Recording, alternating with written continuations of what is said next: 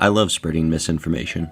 I love it so much that I now have trouble discerning what is real and what I've been telling people on Gary's Mod servers. Specifically, I enjoy misinformation surrounding game design. Things like Lady Dimitrescu's ass being more polygons than all of Resident Evil, or a game's code being entirely dependent on a JPEG. That girl you've been talking to on Discord on and off for a year. She's actually me with a voice changer, and I've been covertly planting messages on your computer to subliminally convince you that Blizzard Entertainment has a male-made coffee bar that they use for morale. It's been going great, thanks for asking. However, there's a lot of misinformation out there, and it's been difficult to cut through the noise and reign supreme as the least trustable source of information. Spending 3 years undercover as someone's Discord kitten is hard enough without someone else stepping in and just spreading misinformation in a more efficient way. So now I'm going to have to provide you with some tools to detect game development misinformation. Think of me like your therapist, but actually helpful. I've already spoken about the misleading sandwich photo from Starfield, but there seems to be a trend of these kind of dramatic tall tales surrounding AAA titles. Specifically, there are multiple fabricated images regarding the polygon counts of female characters' rear ends. Now, I like dense levels of geometry on a woman as much as the next guy, but there are some fatal mistakes made in both of these myths. It's fairly obvious to see the rest of the model in each photo and notice that there's a pretty big discrepancy between the ass and the less interesting parts of the model. Whoever originally altered these models should have at the very least made it less obvious where the dense part starts and ends.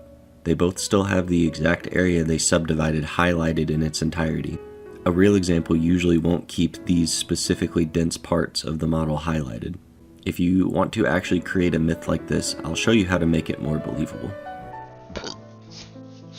Okay, this is a model from my game Rat Smasher. He's got a tattoo that says I am cool, so he's pretty cool. His topology isn't the best, but it's not the worst either.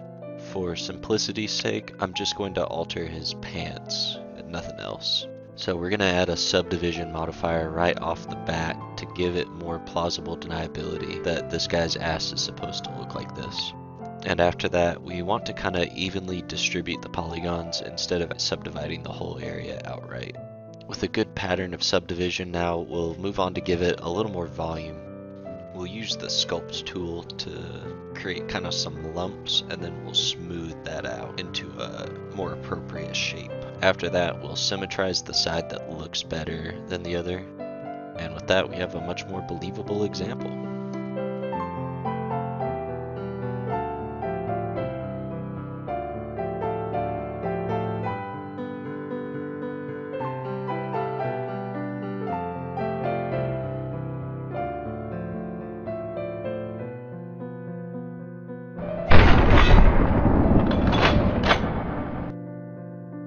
A lot of these kinds of hoaxes originate from the Topology Gore subreddit, a lawless hellscape where everyone is competing to give each other epileptic fits and early onset dementia.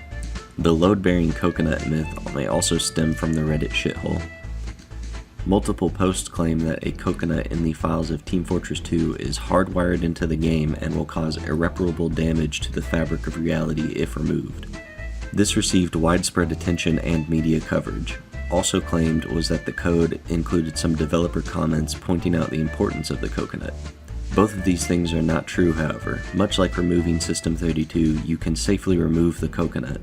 Even after this was disproven, people immediately latched onto the idea that a cow also cannot be removed from the game. This cow is part of a VPK file. VPK stands for very fucking important.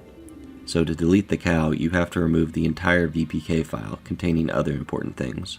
A video disproving the coconut's importance at the same time disproves that this cow is essential to running the game. But after disproving it, this man goes on to say, File 5 is 106 megabytes of random stuff, such as this crank, MVM cache, and the 2-4 cow. So I can't even guess what might be so important in here. So let's just say the cow stops TF2 from falling apart. And just like that, the internet has been duped once again into spreading this man's archaic manifesto. But why? Why do these urban legends persist? Let me paint a picture for you.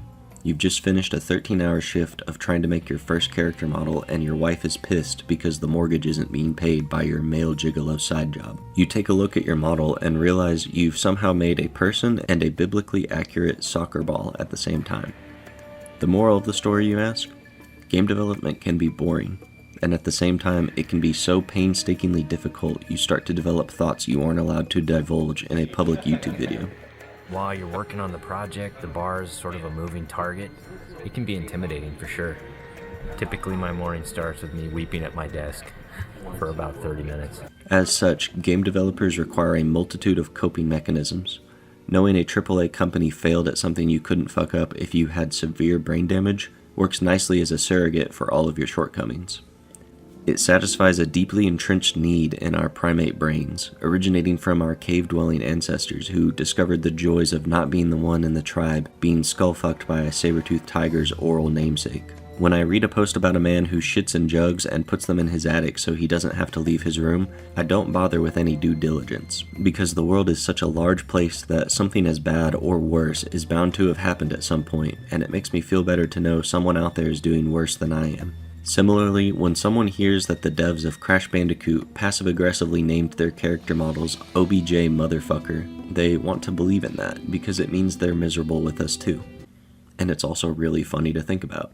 This one is one of my favorites because it seems to have caused an all-out war in the Crash Bandicoot community. These kinds of subtly hostile code comments and naming schemes can be a very humanizing way to look at something as faceless and cold as coding, but if you want to discern the real from the fake, you have to put yourself into the mind of someone coding at a studio. More than likely, most of these things that turn out to be real are just going to be the developers either belittling themselves and their code, or kindly critiquing the code of others they work with. Then you get great comments like, this map sucks, I hate this spot, I hate you. I tried asking ChatGPT for some more examples of this kind of thing, and the results were less than helpful. It claimed that Elden Ring was coded in Microsoft Excel because people, quote, love to dunk on From Software's janky UI. This is probably because of a couple reasons, one being that Dark Souls actually does rely on Microsoft Excel for a lot of data, and two, that From Software's development team is usually modeling with one hand, so Microsoft Excel is probably the only thing they can work with. Developing games can be done in downright ridiculous ways, but it can also be aggressively boring and psychologically damaging, so these tall tales can keep us in check. Now that I've pointed out the flaws in some of them, I'd love to get back to creating them, but I've got my own game I need to fix, so I'll see you soon for that.